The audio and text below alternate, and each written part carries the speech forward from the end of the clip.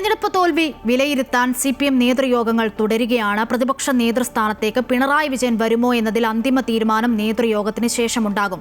എന്നാൽ കേരള ഘടകം തീരുമാനിക്കട്ടെ എന്ന പൊതു നിലപാടിലേക്ക് എത്തിയെങ്കിലും പിണറായി തുടരുന്നതിൽ PB അംഗങ്ങളിൽ ചിലർക്ക് വിയോജിപ്പുണ്ടെന്നാണ് വിവരം.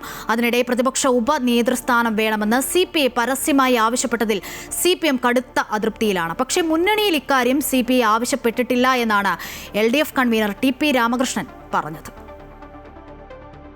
തിരഞ്ഞെടുപ്പിലേറ്റ കനത്ത ആഘാതമാണ് 3 ദിവസത്തെ CPM സംസ്ഥാന നേതൃയോഗങ്ങൾ വിശകലനം ചെയ്യുന്നത്. ഇന്ന് സംസ്ഥാന സെക്രട്ടേറിയറ്റാണ് ചേർന്നത്. നാളെയും മറ്റന്നാളും സംസ്ഥാന സമിതി ചേർന്ന് വിശദമായ ചർച്ചകളിലേക്ക് കടക്കും. നേതൃത്വത്തിനെതിരെ കണ്ണൂർ ഘടകം ഉൾപ്പെടെ താഴെത്തട്ടിൽ നിന്ന് കടുത്ത വിമർശനം ഉയരുന്നതിനിടെയാണ് നേതൃയോഗങ്ങൾ ചേരുന്നത്. ഏകപക്ഷീയമായ തീരുമാനങ്ങളും സ്ഥാനാർത്ഥി നിർണയത്തിലെ പാളിച്ചകളും നയവ്യതിയാനങ്ങളും ഭരണവിരുദ്ധതയായി അലയിടിച്ചു എന്ന വിലയിരുത്തലാണ് പൊതുവെ ഉയരുന്നത്. അതിനിടെ പ്രതിപക്ഷ നേതാവ് ആരാകണമെന്നത് കേരള ഘടകം ചർച്ച ചെയ്യുമെന്ന് PB തീരുമാനിച്ചെങ്കിലും ഇന്ന് സംസ്ഥാന സെക്രട്ടേറിയറ്റിൽ വിഷയം ഉന്നയിക്കപ്പെട്ടില്ല. നാളത്തെ സംസ്ഥാന സമിതിയുടെ അജണ്ടയിലും വിഷയമില്ല.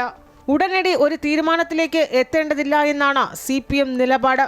എന്നാൽ കോൺഗ്രസ് മുഖ്യമന്ത്രിയെ ഉടൻ പ്രഖ്യാപിക്കുകയും സത്യപ്രതിജ്ഞ വേഗത്തിലാക്കുകയും ചെയ്താൽ തൊട്ടു പിന്നാലെ പ്രതിപക്ഷ നേതാവിനെ പ്രഖ്യാപിക്കാമെന്നാണ് CPMന്റെ തീരുമാനം. അതിനിടെ പ്രതിപക്ഷ ഉപനേതൃസ്ഥാനത്തിനായി CPI പരസ്യ പ്രതികരണം നടത്തിയതിൽ CPMനുള്ളിൽ കടുത്ത അതൃപ്തിയാണ് ഉയരുന്നത്. ഇടതുമുന്നണിയിൽ ഇക്കാര്യം CPI ആവശ്യപ്പെട്ടിട്ടില്ല എന്ന് കൺവീനർ വ്യക്തമാക്കി. ഇടതുപക്ഷ ജനാധിപത്യ മുന്നണി തീരുമാനിച്ചു പറയും ആരാണ് പ്രതിപക്ഷ നേതാവ്.